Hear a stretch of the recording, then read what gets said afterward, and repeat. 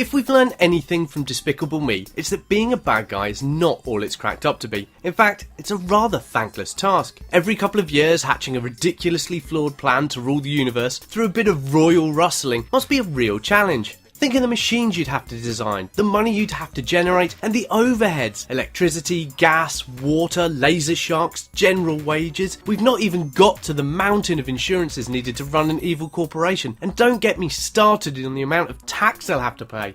Unless, obviously, they get involved with an offshore scheme. But no one's that evil, are they? It's a logistical nightmare, compounded by the fact our villain must remain physically fit if he wishes to defeat the numerous heroes of the world. Well, have you ever wondered what would happen if, after all the extensive planning and hard work, the good guy gave up?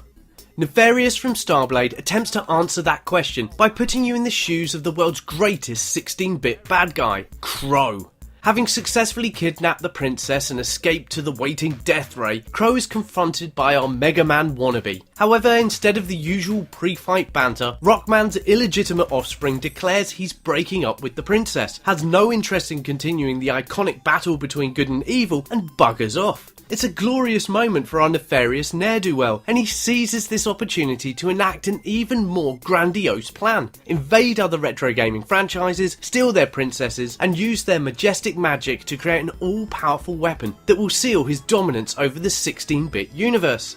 Starblade have laid out a tantalising pitch. The chance to be the ultimate bad guy across a multitude of classic gaming genres is a prospect way too appealing to miss. Sadly, Nefarious never lives up to its promise. With the chance to play as villains from across the entire 16-bit gamut, you'd expect the levels to be witty rebukes of classic titles such as Sonic, Gauntlet, Final Fantasy and Streets of Rage. However, most of Nefarious is played out across the same platforming tropes we've seen in every title that has come before. Traverse the map from left to right, thwomp a few irritating but ineffective minions, and avoid anything that will insta-kill you.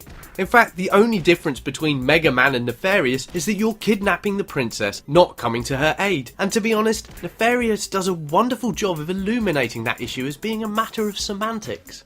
There are a couple of moments where Nefarious hints at what it could have been. During one level you fight the heroes in a classic turn-based RPG showdown. It's a wonderful, if incredibly easy challenge, but it comes out of nowhere. I had no idea the level had been set in an RPG before the hero fight at the end. I'd just been making my way through another platform game up until that point. Another level has you diving beneath the ocean waves hunting for treasure. The section reminds me of Teenage Mutant Ninja Turtles' notorious dam level. The dangerous spikes jutting out the walls, the awkward manoeuvrability, but instead of the chunky turtles filling my screen, the level is set in a Loco Roco inspired aquarium with the difficulty turned to 1. Unfortunately, these are but fleeting moments, and the game reverts back to its pedestrian platforming action before you can truly appreciate what could have been.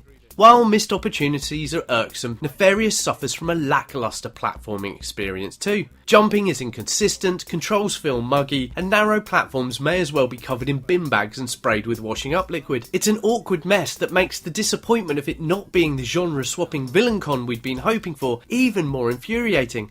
However, the true crux of Nefarious' problem comes from the game's combat. Your main weapon, a massive reinforced fist, is slow to respond. There are times you'll launch an attack on an enemy and watch as your engorged glove passes right through them. You'll rattle off hundreds of bullets from your machine gun, firing hot lead in all directions, and cause absolutely no damage to any of the enemies on the screen. Not only are you a villain without a hero, but you're now impotent in combat. Hitboxes are inconsistent. Even using the more refined aiming system doesn't guarantee you a kill. Enemies can glitch through walls, bombarding you with burning balls of fury that you can do nothing about, and absolutely everything smacks you in the chops with 1.5 pounds of knockback, launching you straight into the nearest insta-kill area of the level. But what's worse is that all of these issues are inconsistent. You never know when these problems will occur, so you can't compensate for them.